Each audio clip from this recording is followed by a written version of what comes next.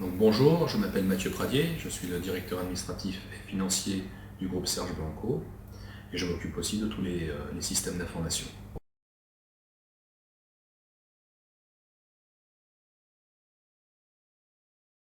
Qu'est-ce que Serge Blanco? Serge Blanco est aujourd'hui une marque de sportswear chic de luxe, principalement masculine, qui habille du 6 mois au grand taille 6XL. Aujourd'hui, on est présent en France et un petit peu à l'étranger. On a aujourd'hui 400 points de vente en France et nous en avons une vingtaine à l'étranger, entre autres en Irlande, Dubaï, en Russie, aussi en Italie et d'autres coins. Le chiffre d'affaires de Serge Blanco représente un petit peu plus de 30 millions d'euros à 2008 et un effectif aujourd'hui de 180 salariés.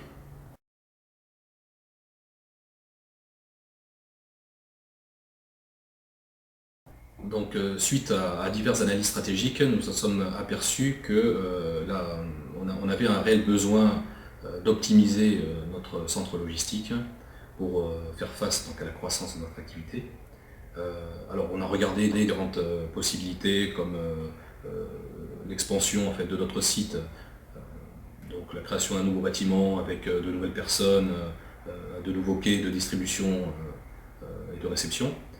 Et aussi, entre autres, on a cherché à trouver d'autres solutions du type donc optimisation de flux par des systèmes comme entre autres le RFID.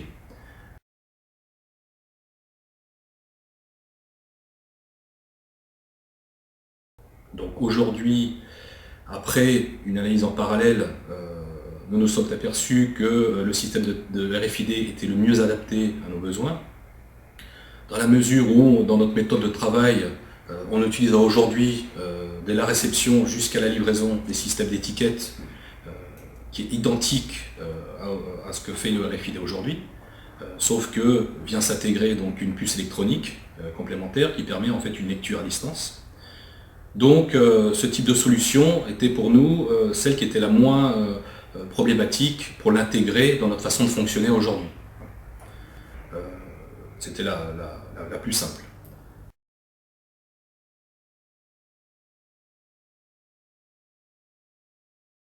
On a fait une préanalyse sur l'ensemble des différents fournisseurs existants sur le marché aujourd'hui. Et pour des raisons de performance, on a privilégié le leader du marché mondial afin de nous accompagner dans cette préanalyse. Donc, le meilleur aujourd'hui étant la société Taxis, on a décidé de partir avec eux et de faire une préanalyse fonctionnelle sur la faisabilité d'une implantation en RFID.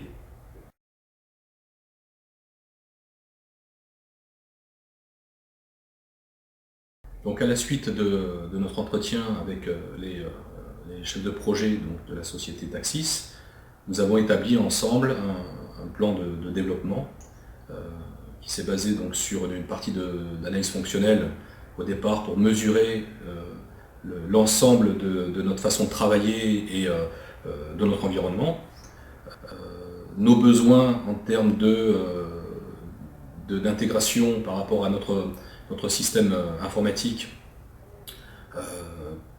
donc de développer une sorte d'interface qui permettrait en fait de lier leur système à notre système à nous. Donc tout cet ensemble a été développé au sein d'une préanalyse qui nous a permis en même temps de définir un budget global de projet. Donc après l'analyse fonctionnelle, nous avons défini donc un budget lié à ce projet. Le budget s'est décomposé entre une partie matérielle, une partie bien sûr logicielle et une partie on va dire ressources humaines entre guillemets, c'est-à-dire les personnes à mettre en œuvre pour pouvoir définir en fait l'ensemble des interfaces, des besoins de formation, des choses comme ça. Donc ce budget global a été défini sur 3 saisons. 3 saisons pour avoir une sorte de phase pilote entre guillemets pour définir effectivement les gains réels et puis de répartir l'investissement sur plusieurs périodes.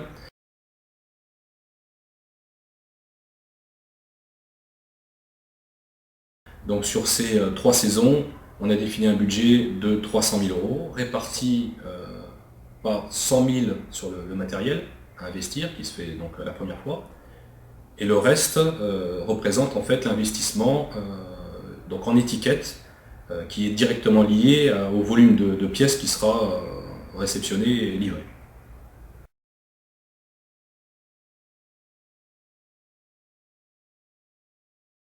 Le déploiement de la phase pilote a donc été défini sur une période de 8 mois entre la première phase de préanalyse, entre guillemets, de définition du périmètre fonctionnel, de mise en place ensuite de ce périmètre avec l'ensemble des acteurs, des chefs de projet, le développement des logiciels permettant l'interface entre notre système et leur système,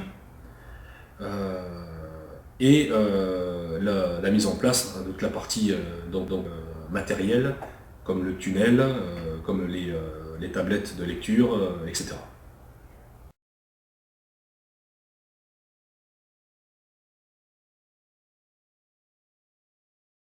Aujourd'hui, la phase pilote a été donc installée et validée. On a donc un recul sur le fonctionnement en production à aujourd'hui. Donc on a pu constater effectivement que l'ensemble en théorie des lectures, la performance des lectures de ces étiquettes a été parfaitement respectée en milieu de production. Et on peut citer un exemple. Nous, on a aujourd'hui, si on prend une journée, une grosse journée, on va dire, de réception de marchandises, avec 10 hommes, on réceptionne 25 000 articles. Donc là, avec ce système-là, on est passé donc à 2 personnes et on a réceptionné 35 000 articles. Ma petite entreprise connaît pas la crise, panouille et l'exil, des trésors satinés, dorés à souhait.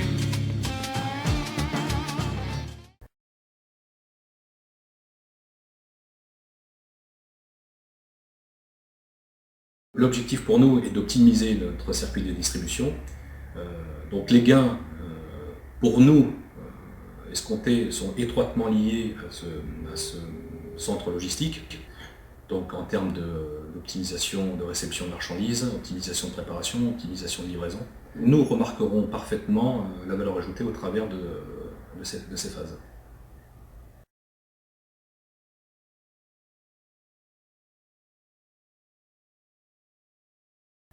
Alors les plus grosses contraintes, honnêtement on n'en a pas eu trop.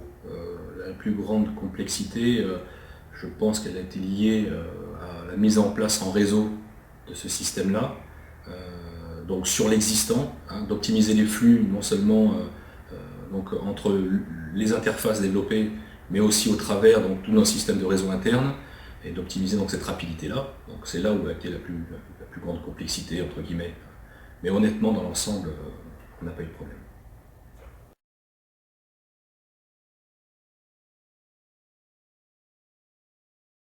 Donc à l'origine, nous, notre besoin était vraiment l'optimisation de notre centre logistique. Donc maintenant, le pilote étant installé, les livraisons étant faites avec effectivement donc une optimisation assez importante, puisque comme je le rappelle, on avait à l'origine, pour le même exemple, 10 personnes pour préparer 25 000 articles, plus de 2 personnes pour 35 000.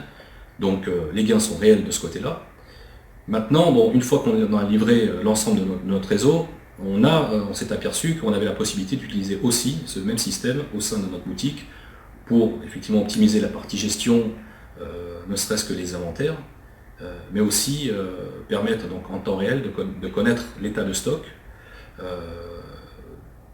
aussi connaître les différentes erreurs que l'on pourrait avoir. Les erreurs de stock sont assez importantes dans le domaine boutique, entre les échanges de marchandises, les vols éventuels, le mauvais classement. Donc ça permet effectivement d'avoir une fiabilité de stock et donc de pouvoir renseigner le client aussi plus rapidement et de pouvoir aussi faire du réassort aussi rapidement lorsqu'on connaît effectivement la fiabilité du stock. Donc d'autres gains, oui, par la suite, parce qu'on est en phase pilote, ça sera dans le domaine boutique, Et puis, pourquoi pas aussi utiliser ces systèmes-là comme des systèmes de traçables, anti-vol, choses comme ça.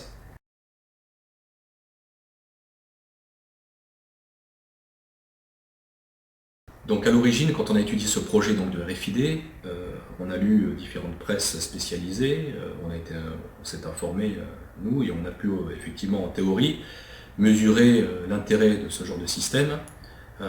Alors bien sûr, rien ne remplace l'utilisation en phase de test. Ce que l'on a fait donc là aujourd'hui, effectivement là on peut en parler, ce système fonctionne très bien.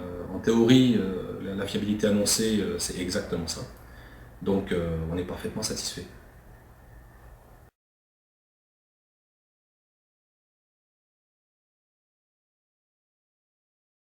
Il est évident que toujours les solutions high-tech sont les plus, je dirais, à la limite écartées, dans la mesure où on pense toujours que c'est une sorte de poudre aux yeux, ça fait bien de faire partie des solutions high-tech. Donc aujourd'hui, nous, on l'a vraiment installé. Notre objectif est vraiment d'optimiser notre circuit de distribution. On perçoit vraiment que c'est le cas, on divise quasiment par 10 le temps d'entrée et sortie des marchandises, ce qui nous permet donc aujourd'hui de pouvoir faire face à des augmentations de croissance d'activité de 40 à 50%. Donc non, ce n'est pas une mode, c'est vraiment une solution réelle.